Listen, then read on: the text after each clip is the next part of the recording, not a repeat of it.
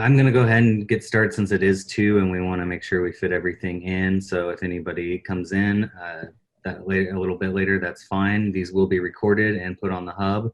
So hopefully by Friday the latest, you'll see that on the hub and the video production page. So I know there's some people that emailed Lily and I that they won't be able to attend all of them. So we will put all these out there and hopefully keep the discussion going. So this is our first session of 4 for video production, just creating a video for the first time, or if you've had some trouble, a lot of us are in that zone now where we're wanting to put out more types of video content. So Lily and I'm Greg Lindberg, I'm the IT specialist for Extension in the director's office, and Lily Morrissey, you can go ahead and introduce yourself. Hi, I'm Lily Morrissey. I'm the database content specialist, and I'm working with Greg. And really what we wanted to do with this video series, it's kind of based on a lot of feedback we received from the Tech Use Survey that we put out a couple months ago. There was a lot of people that wanted more help with producing videos and creating videos. And we do have a lot of great help with telling stories, and that's why we have Jesica Hollinger on here today, and she's going to talk in a couple minutes, and we're going to have Joan Crow from AdCom come on for next week when we talk a little more about editing our videos and branding within the video itself. But we wanted to really make this for people that have never even opened Camtasia, or at a very low to medium level of making videos. So, and we also wanted this to be a place where at the end we can gather a lot of feedback, questions, and understand some of the pain points that you might be experiencing when it comes to this medium. So we have a lot of material and things that we'd like to cover. So we will wait and answer any questions to the end, but feel free to type any question in the chat. And if it's pertinent to anything we're doing, we might bring it up throughout, but we'll just go through all the questions with the time that we have at the end. And we should have plenty of time at the end to get through all those. So with that, I'm going to go ahead and introduce Jesica. If you want to tell a little bit about yourself and then kind of share your screen and she's going to talk about when you're creating a video for the first time, what kind of video do you want to create and how do you want to tell that story? Well, thank you, Greg. I'm Jesica Hollinger. I've been with Extension about 1.5 years, and I am the communications coordinator, which means I do some writing, I do some web content, try to maintain the hub, and try to give you support in any way I can. And in my background was in print and in television, and back then we never dreamed that something like this would happen and everybody would become like a shredder and be the own producer and the writer of their things. But thank you, and from the looks of the participants, everybody's brave here and eager, so that's really exciting. I'm going to talk to you about something called a storyboard. And when we think about storyboards, typically we think about, maybe creating a movie and how that's all done. But I'm going to try to boil it down for you in a simple way. And like Greg said, towards the end, if you have more questions about that, you can ask. If we run out of time, I'm just an email away and he can provide you that. So the first thing I'm going to do is I'm going to share the screen. And let's see, hopefully I can do that. All right, can everybody see this okay? Okay, great. Well, first of all, many of you know what a storyboard is, or you may not know what a storyboard is. But, and there are a lot of words here, but hopefully this will help you break it down as easily as you can. It's what you do when you decide that you want to shoot a video. It is a term for describing how that video is going to unfold. It's something that you've planned shot by shot, scene by scene, and it's in a sequence that you know what to expect and what you can do. So it's your directive, it's your map. Now you may say, well, hey, I've got a camera, I'm eager. How hard can this be? I'm just going to go out and shoot my video. Well, it is a little bit harder than that. And if you want to get to the place where you're actually creating stimulating content, you need to give it a little thought. You don't have to overthink it, but you need to give it a little thought. So why bother? Well, here's why you should bother. First of all, it's a way to organize your thoughts and map your structure. Now, there's not a right or a wrong way to do this. And if you've shopped around online and you've seen, people can get very, very detailed with this, and that's okay. But you don't have to be fancy. If you have a whiteboard, a chalkboard, a notebook, a tablet, a napkin, you have everything that you need to get started. In fact, sometimes some of the best ideas are what come to us organically. You could be sitting at your kitchen table and you could be thinking, okay, when I shoot that video and it's going to talk about identifying the emerald ash borer, I need an extra tight shot of the emerald ash borer, and you can jot down those notes and then you can put them all in a cohesive fashion. Sometimes, that helps me because inspiration strikes at weird and interesting times. So remember, your storyboard can be an evolution. It doesn't have to be something that you sit down, write in a minute. It's a creative process. So some people write their storyboard quickly, some people write it slowly. And that there's no right or wrong way to do it. But the most important thing is that you take time and that you understand what you're doing. So once again, just to reiterate, a storyboard helps you communicate your ideas. It gives you a timeline with a logical beginning and an ending. You see the structure of the evolution of your video, how it's going to flow. Sometimes you may not expect certain things to happen, but when you do this, it allows you to adjust as needed.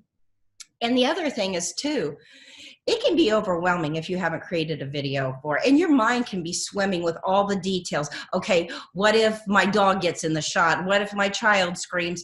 What if I forget how to introduce this? All that swims in your head. And to me, a storyboard, if nothing else, it just narrows that focus right down. So it helps you be true to what you're trying to get accomplished.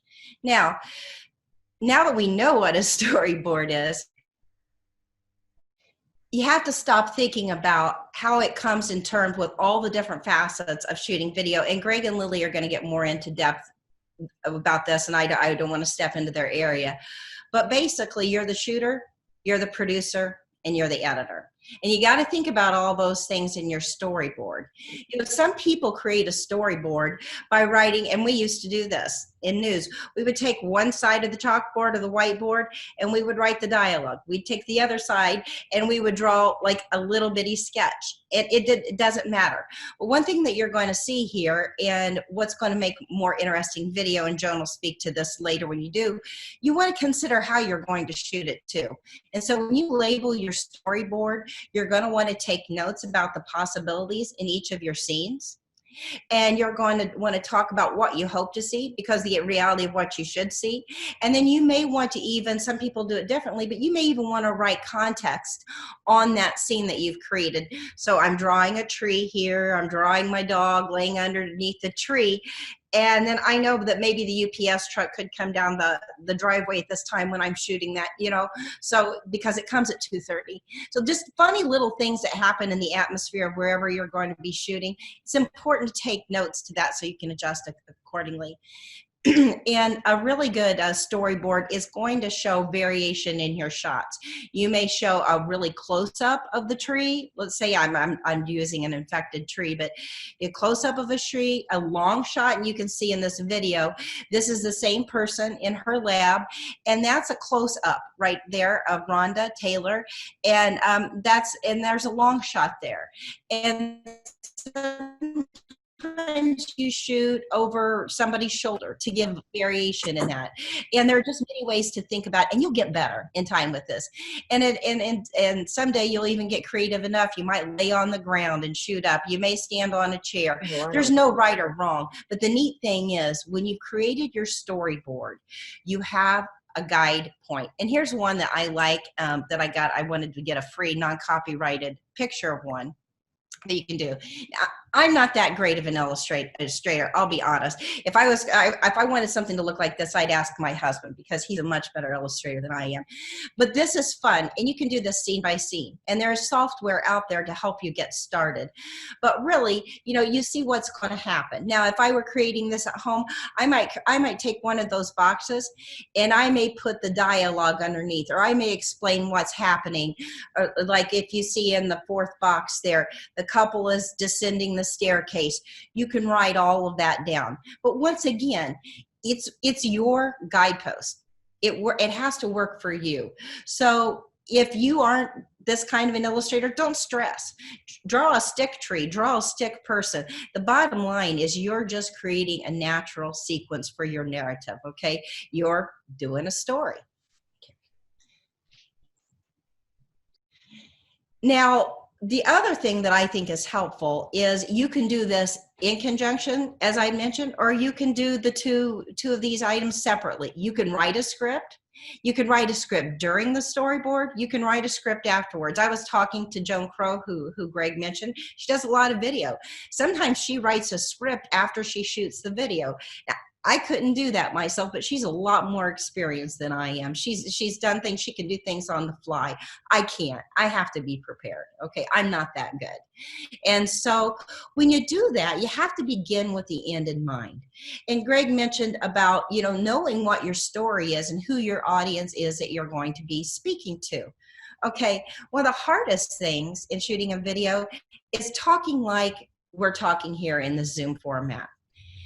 You need to be personable.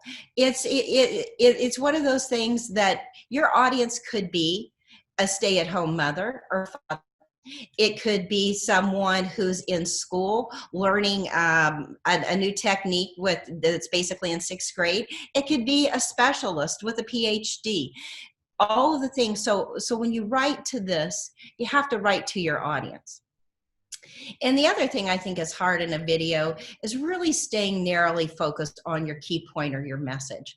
So maybe at the top of your script or your storyboard, why don't you write what your key point in your message is? And that can be your directive until you get good enough and it just comes naturally to you. Keep the end in mind and what you hope. So if nothing else, after somebody sees your video, what do you hope they accomplish? What can they do? Did you give them something that they can take away and that they can use again? Do you feel like you enabled them, or do you feel like you confused them? Because if it doesn't make sense to you, it's probably not going to make sense to them. And then I think Lily and Greg are going to talk to you a little bit more about this, but adding audio and background music that's not copyrighted, and they're going to talk to you a little bit more about that. That creates some, but in the storyboard, just plan for that. So if you're exiting your house, let's just say that I'm going to go out into my pasture and I exit my kitchen door and I talk about that, and I talk about the sounds of the birds and this and that, but the birds just don't happen to be singing when I'm shooting my video. You can add that in, and Lily will explain to you that. And plan the length of each time frame, and that's hard because not all frames are going to be 3 minutes or 30 seconds or this or that, but when you do a guesstimation, you're more likely to stay with your plan, and you're more likely to stay focused. So once again, when you create the storyboard, you think about how you want it to look. You create a vision. Sometimes you can close your eyes and you can kind of see it unfolding before you. And you take a deep breath, and you have to imagine what your audience is thinking when they see this. And since you are showing them a picture, and it disappears, it's not bad to reiterate your message several different times or put it in one or more of those different screens. So redundancy in video is key because sound disappears. It's not like print. A book hangs around your house, a newspaper hangs around your house, but video disappears, audio disappears. So repeating your message is always a good idea. Now, I could go on and on about more techniques for storyboard ideas, but there are some good resources for you. And obviously, Joan's going to talk to you more. There's some video help that you can get. There's an online resource, and they use Dropbox to put their things in. And this is one that Joan had given me the other day when some people were asking me about music. You can search for storyboard templates, or you can make your own. Once again, I don't do anything fancy like that. Some people really get into it, and if you'd like to illustrate it, studiobinder.com. You can sign up and get a free trial, but that'll get you started. If you just the idea of the template is just a little bit overwhelming to you, go on. I found that a pretty darn good resource, and it's free. And I also liked, she's called Premier Gal, and she shows you how she creates a storyboard. So if you're a visual learner, I like the way she explained it, because I think it's hard to try to tell somebody how to visually create something. And she's very personable, and she has several different helpful videos. And so I included that URL there for you to get started with as one of the hopefully helpful resources that you have. So as I wind this up, we can save questions to the end. Greg or Lily, if you have any question, or if I didn't cover something you'd hoped I would, please let me know. And I think I'm right about 14 minutes. Yeah, thank you, Jessica. I think, yeah, that's a great start. I think what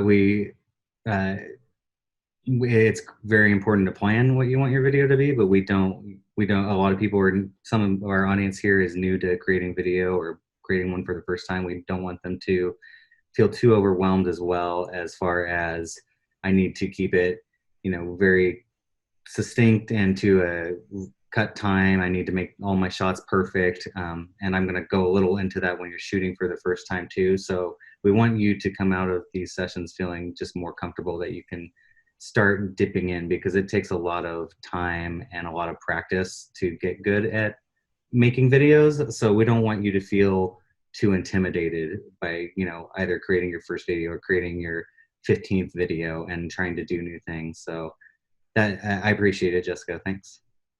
Thank you. And as Jessica also mentioned, for some people that are coming in a little late, if you have any questions, please put them into the chat, and we're going to get to all of those in the end. So thank you. And let's see. So next thing I wanted to talk about was recording for the first time. So again, like I said, some of the goals of these sessions are to get a lot of resources together. Joan has been brought up. Joan Crow is the Senior Communications Manager. I believe that's her title. She can correct me if I'm wrong. For AdCom, and her and Amy are two go-to people for video resources, and they do a lot of the great videos that you see that AdCom puts out. They shoot a lot of those. So she has a lot of years of experience, and she's going to talk next week on some of the editing and branding things and some other tips as well. So I'm not going to go as too deep on just recording video for the first time as maybe she would, but what I want to do is, mention that you can come to Lily and I too for resources as far as, should I record on this type of phone? Should I record with this type of camera? Or are there any types of mounts or things that I could use? There's, GoPros. There's so many different things you can shoot on. And of course, a phone nowadays is highly acceptable to shoot a video on. But of course, there's a lot of different things you need to think about. If you're out in a location, you're going to want to review that video. You might want to have headphones so you can hear the audio, make sure that it came through the way that you wanted. There's little things that you need to consider, and I think that's what Jessica's talking about as well, with just planning out some of those details. So I would kind of add to what she said too, is things you need when you're going out maybe on location to record, and just make sure you have that checklist of things that you may need. Thanks, Joan. She put resources for the AdCom site in the chat too, so please feel free to check that out. And so we definitely want you to come to us, and then the goal of this whole thing is to have a resource page that is very easy to sort through and see some of the things to where you can go to contact anybody to help you with recording videos, or to just get the answers that you're looking for very quickly. So yes, and since it's mentioned now while I'm talking about hardware as far as mics and stuff, I'm very happy to recommend anything that I think would help you in that situation, that type of recording that you're doing. You know, if it's a large group of people, a classroom, there's a lot of different things that you can use. So it's gonna, I think sometimes we think of, well, maybe I need the, you know, most fancy camera or the best mics, and that's not always the case for the type of situation. There's a lot of medium priced equipment and things that you can use out there that will work perfectly fine. And, you know, we have a list of that kind of together, but we'd like to kind of gather that more and put that on that resource page that we're talking about, but still always come to us. And then that just helps us add to the list when you do have those questions. And as I'm seeing some of the questions pop up too that are related to what I'm talking about, feel free to go through them. But we do have some equipment, but the director's office doesn't really have anything to loan out. But I would, you know, we can talk if there's something that you want to purchase or something that needs to be shared, maybe through that might, a lot of counties might be using in their area. It might be something worth purchasing for that district. So maybe it's something that, you know, might be in that district office that could then go out. If it is, I mean, we have done like the handheld mics or the ones with the battery pack with the lapel mics. So we have had those, and we have like a handful of them in the director's office. But and those could, if you need like the lapel mics to pick up audio, you know, we can help you get those as well too. So other than that, like I said, think of, you know, what do you want to shoot on? It doesn't necessarily have to be your phone or a camera. Like I said, it could be a GoPro, but you also may want to just use a Zoom meeting and kind of spice it up. That might be where your program is. So that's kind of what we're hoping to show you too, is how you can kind of edit that to make it a little less, you know, not boring, but a little more entertaining for the audience. You know, when you're thinking about your audience as well, is it youth? Is it, you know, a certain group that may be interested in that topic? How can you kind of design your video and the editing process for that audience? So I think definitely recording your Zoom locally is recommended at this point. So our Purdue licenses through Zoom right now or through Purdue Northwest, and the recommendation is preferably to save those locally rather than the cloud. And that will just help to make sure, you know, it doesn't get lost. I think, I don't know that at some point they might not even allow you to record them to the cloud, but once you have it saved to your computer, then you can just pop it into Camtasia, and we're going to show you that. And then from there you can, you know, fix any audio, cut out any pieces that you need to, and you can do all that very quickly without having to download it from Zoom itself. So, and then also in Camtasia, you can record from your computer camera, you can record yourself, and you can record things that are on your screen. So if you're doing a PowerPoint or sharing your screen, you can do that in Camtasia as well. And we're going to show you that here in a minute. So any, do you see any other questions, Lily, popped up that are pertinent to what we're talking about now, or we'll just, okay. Yeah, we'll get to the rest of the questions later, but anything Sorry, else? I do see one. Yep. And they want to know if there is a list of recommended hardware. Yeah, yeah, I That think is anywhere on the web. we're going to try and put that together. And in the past, people have come out to me or AdCom and asked for recommendations, or you know, anyone that might be able to give them a recommendation. But we would like to at least have one sources on that video production page on the hub that they can go to and kind of see a list of recommended software and hardware as well. So now transitioning to Camtasia, we're starting with the basics. You, as a Purdue employee, we're focusing on Camtasia because it is a free software for you for producing videos. So we're not saying that you can't use iMovie or you can't use Windows Movie Maker, but we definitely recommend Camtasia. There's going to be less issues as far as like converting video or other problems that may come up. We have a little more support with Camtasia, and it's one of the more simpler video production tools, I think, to use. So definitely that's what we're going to stick with now, but we might talk about that later when we open up to questions and other type of software that's out there. But we're going to focus mostly on Camtasia. And so when you get your computer for the first time, it should be on your machine already, but it may not if you didn't, request that it should be on there. So you may have to go to the Software Center and you may need to download it from there. So if you're not familiar with the Software Center, you can just go to your startup and you can just search Software Center, and then you can download it from AgIT, and it'll just download onto your computer. You shouldn't need to call ITAP or anything for that, but if you do have issues and you can't get it installed from the Software Center, you may need to contact AgIT and make sure that they help you get it downloaded, but it's a pretty painless process. And then once you have that downloaded, we'll go ahead and have you share your screen now, Lily, if you don't mind. Okay. Then let's say, so you have your video that you recorded on your phone and you've connected your phone to your computer, and now you have it on a folder where you can just drop it into Camtasia. The best thing is if you have your video on a memory card, or you have an SD card, or you have your video on your phone.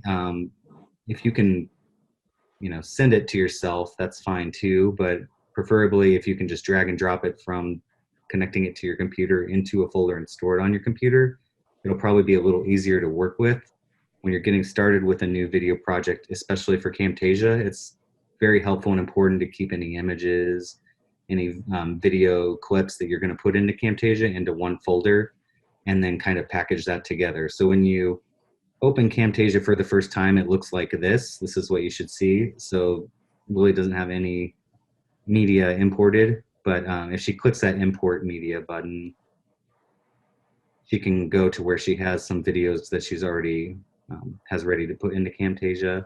So if you click on the video and open, it'll pop up right there in screen recordings. So this is a recording that she made in Camtasia before. So if you put all your files in one folder, like on your desktop or somewhere where you can easily access it, you can just grab them from there. You can also click on all those files at once and drag and drop them into this portion right there in that media bin. But then afterwards, if you need to add more, you can click this plus sign here, and you can import any other media. So again, that can be images, and that can be other video clips, and that can be sound files, music, things like that. And you can also import from Google Drive. I haven't really done that much before, but it looks like if you have something already stored in Google Drive, it should be an easy transition over into Camtasia. Anything else that I'm missing, Lily? I don't think so. Just, I guess we'll head over to how you record your screen. Let's yeah. So also, if you before we go into recording a screen, if you add a clip of something you already recorded from your phone or something, or from wherever, you can, as she added that there, you can always drag and drop that into the bottom section. It's called the timeline. So this is where you do all of your video editing. And right now it broke up the audio file and the video file, which is fine. Sometimes it might be together and you can separate them, and we'll show you how to do that in a later session. But that's where you'll be doing all the actual work with the videos down in this timeline. So when we actually do the record our screen, let's say we want to record a document that we want to show, or a PowerPoint that we already have set up, or we want to show how to do a certain task. We're going to click the record option at the top, and then once that record is done, then it will pop up into the media bin, and then I believe you have to drop it down still into the timeline. Am I right? I don't know why I'm forgetting. Even though Yes, you are. You're right. Okay. All right. It goes into your media bin. I'll let Lily go ahead and talk you through recording and using this timeline kind of for the first times. Okay, so once you're in Camtasia, you're gonna head over to the upper left hand of the screen, right where it says record. And then you're gonna get this box down here. And here's where you can choose if you wanna have your screen on or off. So I'll do full screen. And you can this is how you kind of select which area of your screen you want to record. So if you only want to record a certain area of the screen, you can choose so. And you can also choose if you want it to record you as well. So kind of like how you're yourself right now. It won't let me because I'm in a meeting with you guys, but you can, so this is how you can select if you want your screen recording to also be recording you talking. This is how you can adjust your microphone over this way. And then the system audio on, you can select that if you want it to record any noises that your computer might make. If you get an email, this is what you select if you don't want the email noise to pop up on your recording. And then you're gonna select the red record button and it'll give you a nice countdown. So right now it's recording everything that I'm saying. And a little tip that I have is if I make a mistake where I say something like, or I say something that maybe I didn't want to say in that specific recording, I'll just pause for a second and then I'll just keep on talking. So that way, once I do go to edit my recording, I can easily cut that out. To stop recording, I select the F10 key, just like it had mentioned in the beginning, and then my recording popped up right in here, right in the media bin like Greg had mentioned, and then I can click and drag that down into my timeline. So you can select the recording from, you can move the audio from the visual if you want to, and you can just do that by clicking either or and then clicking and dragging that specific one. If you want to move both of them at the same time, you're going to hold Control and then select all of your clips and then move that. An easier way to see the timeline if you specifically need to get into the nitty-gritty and edit out an audio recording where there might be a lag, you can just select this plus and minus to zoom in and out of your timeline. And then also, as of right now, we only have the video and the audio tracks. So later on, if we were to add a visual or background music, it will put it in a track 3 or track 4. And we'll get into that in later video sessions. Is that about it, Greg? Yeah, I think, and also if you could mention just previewing the video too. So once they have, when they move the clip down there and they've made their edits, but you can always view that, right? Yeah. Yep. So this. Go ahead.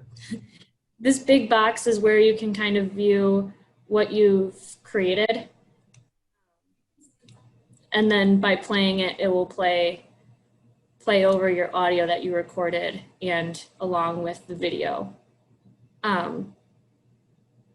So that's really what you're going to be watching the majority of the time that you're editing your video.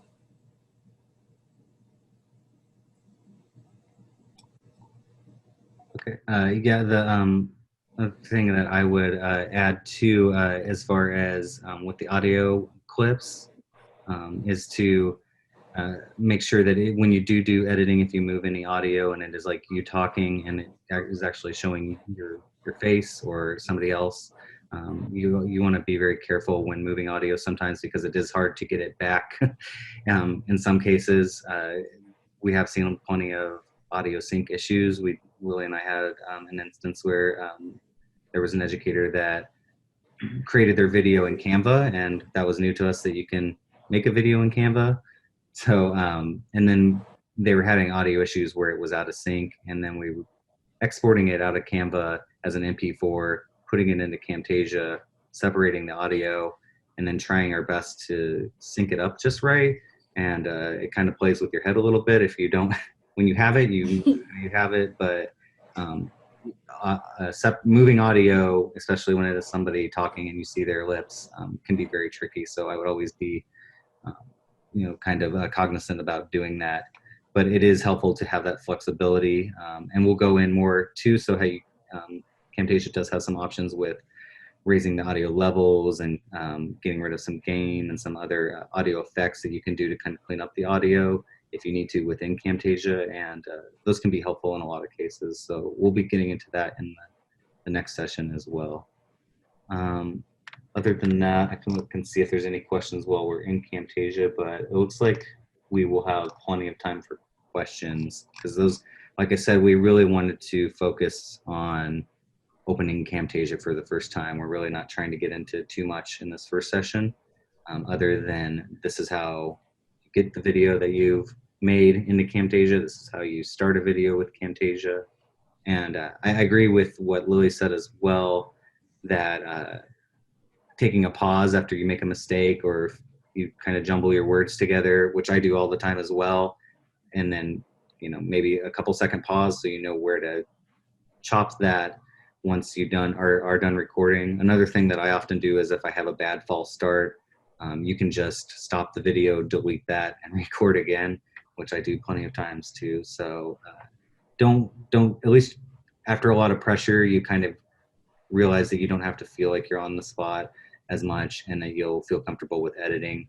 And there's a lot of ways that you can break it up to make it sound better too. So I think you can stop recording, but we can share it, or stop sharing this, but we can bring it back up if we need to. So let's just look at the questions we have. Is there anything else that you can think of that we didn't cover there?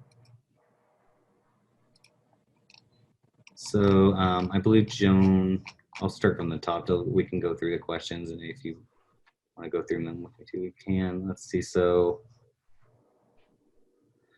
the best way to play a video on a Zoom training event, that's a good question.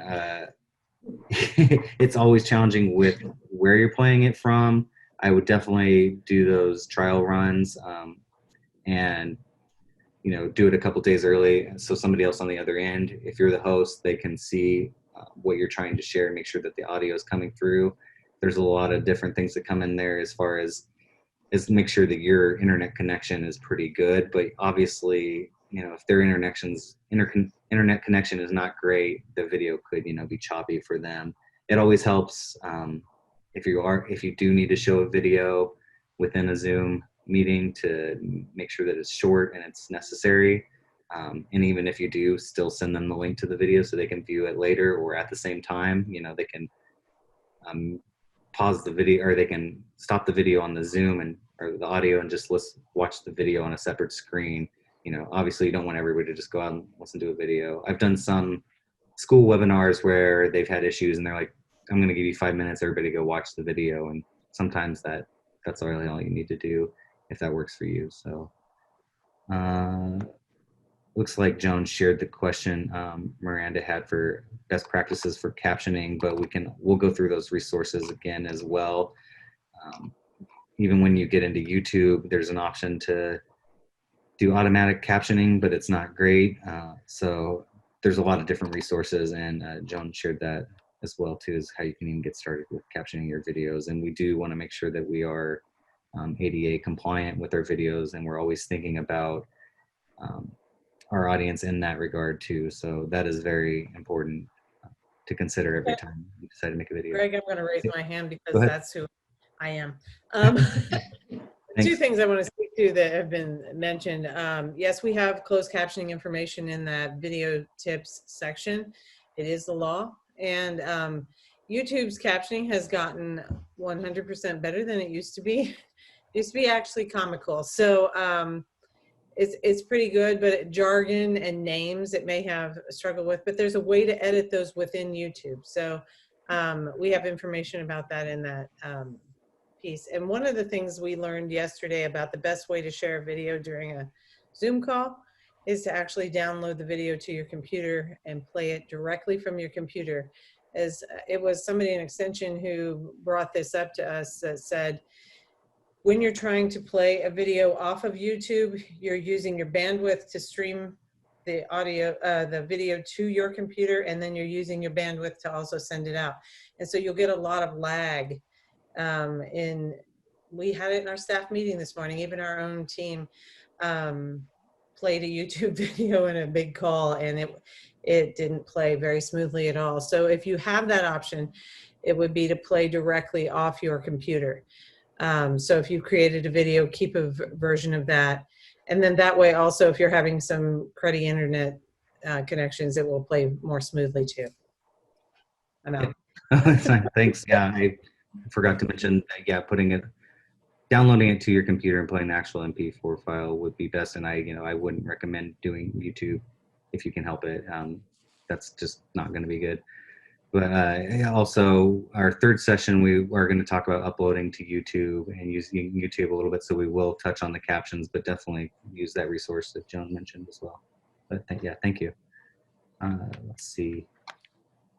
What else did we have then? I lose my place in the questions here. So everyone downloading started Camtasia from Software Center at the same time.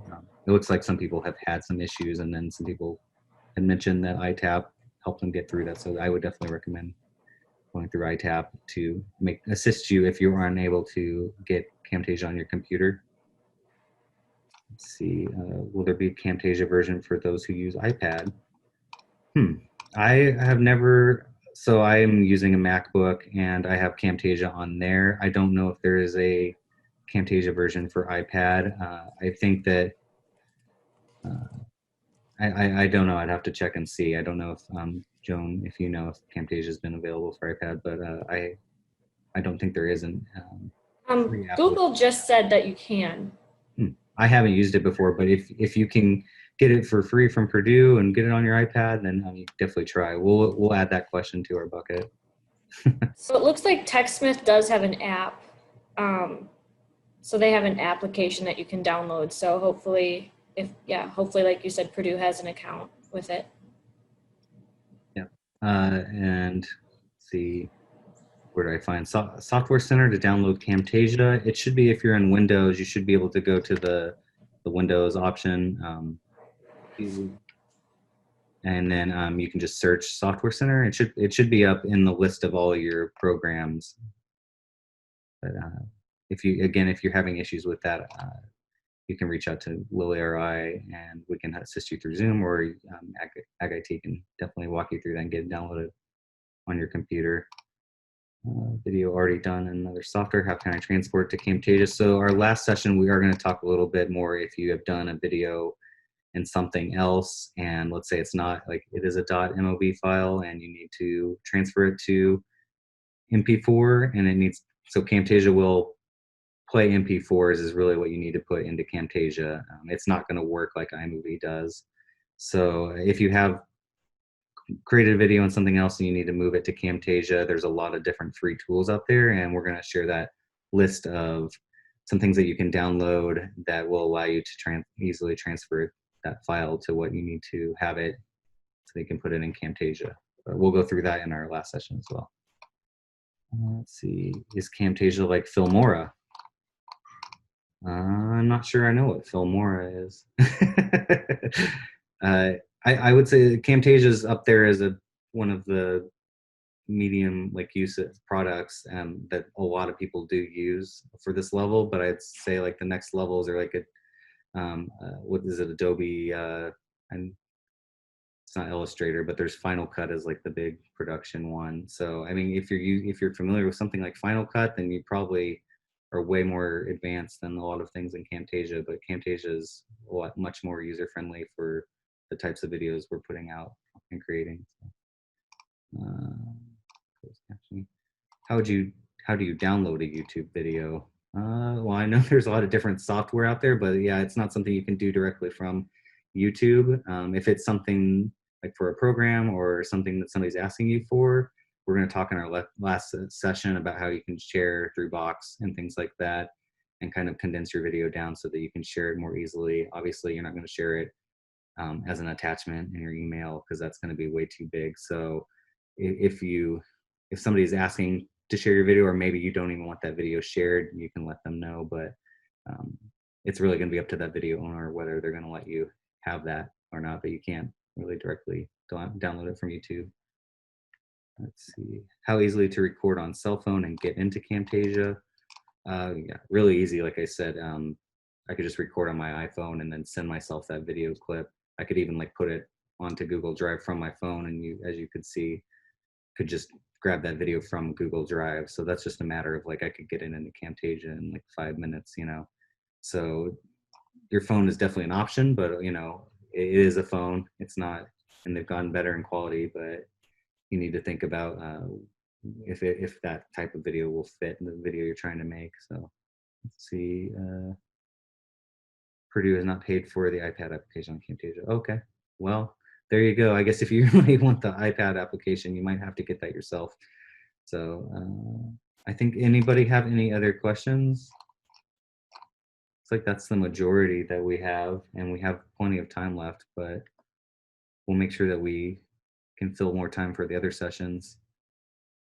So there's no alternative to showing a outside YouTube video on Zoom. Oh, I see what you're saying. So if you can't download the video yourself and you want to show it. Joan, do you have any ideas on that?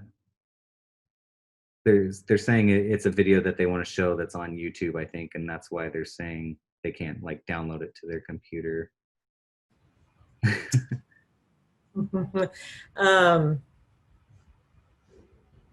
Yeah, you really shouldn't rip a video off YouTube.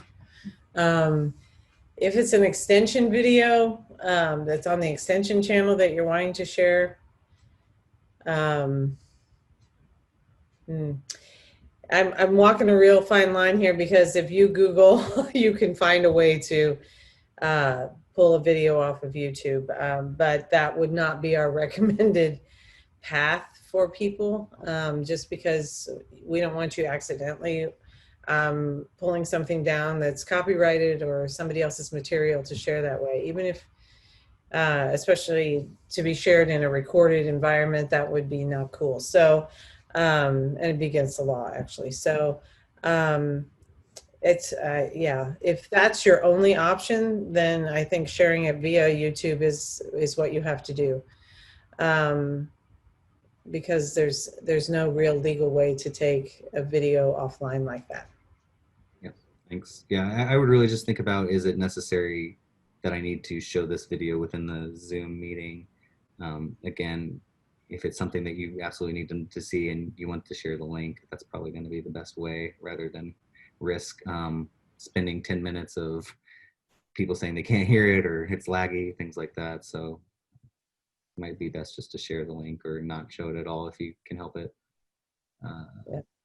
Another question was recording videos on the phone. Again, if Google Drive, that's just an option for phone. You can obviously, most people are comfortable with connecting their phones to their computer, and then it'll pop up any like photos you have.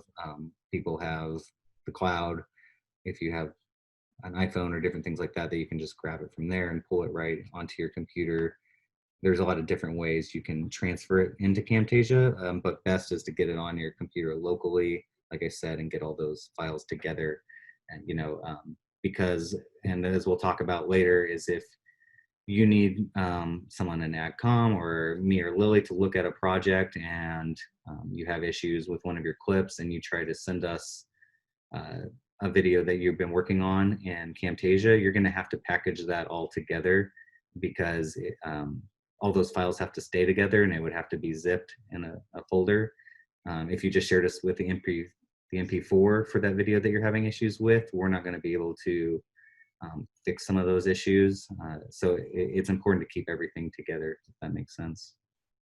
Looks like we're still getting some questions, which is good. Is there Camtasia manual for those, for people that are visuals and need to see print?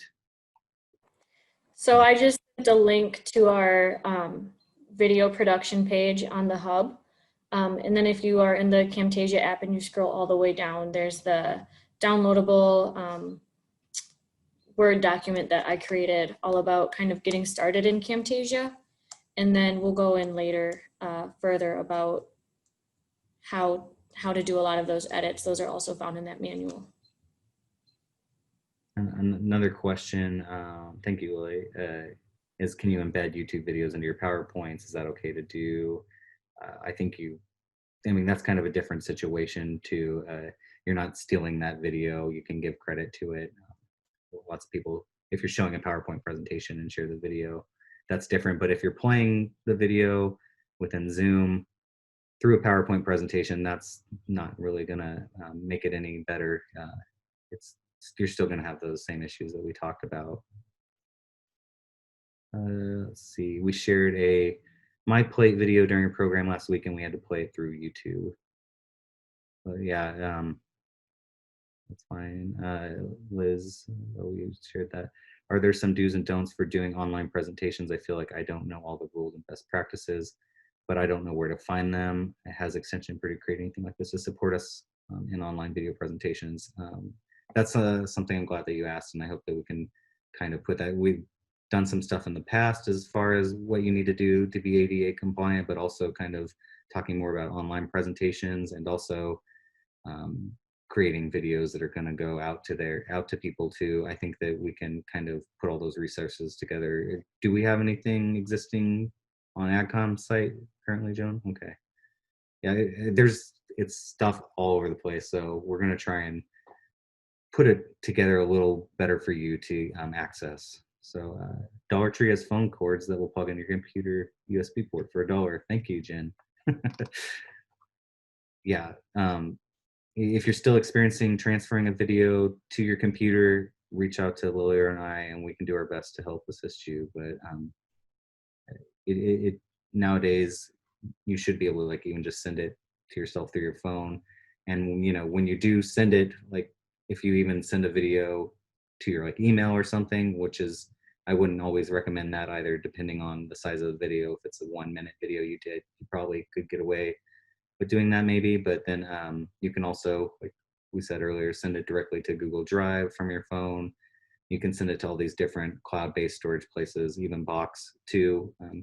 And then from there, when you do send it after you're out recording, always make sure to watch it again and make sure that that transfer went through. Don't just assume that it's going to look exactly the way you filmed it or when you watched it after you recorded. So you're going to want to always do that due diligence of kind of rewatching and making sure those transfers did go through the way they should. All right, is there any other questions? Well, thank you all for joining. And like I said, this is great because we're hoping to compile a lot of these resources together for you to make it better for you to know how to get started and where to go for a lot of those questions as far as what's the do and don'ts and all of that. And thank you, Lily and Jessica, and thank you, Joan, for coming as well. And Joan will be on here next week to kind of talk about, for a portion as well, talking about some of the branding and some of the other things, some editing tips that might be a little more advanced than what we're going to cover. So are you still good for next week? Okay, good. All right, well, that's all that we have then. And like I said, we will share all of these later in the e-news, but we're going to post these in that video production page that Lily linked to. So we'll have all these recordings up there. So thanks.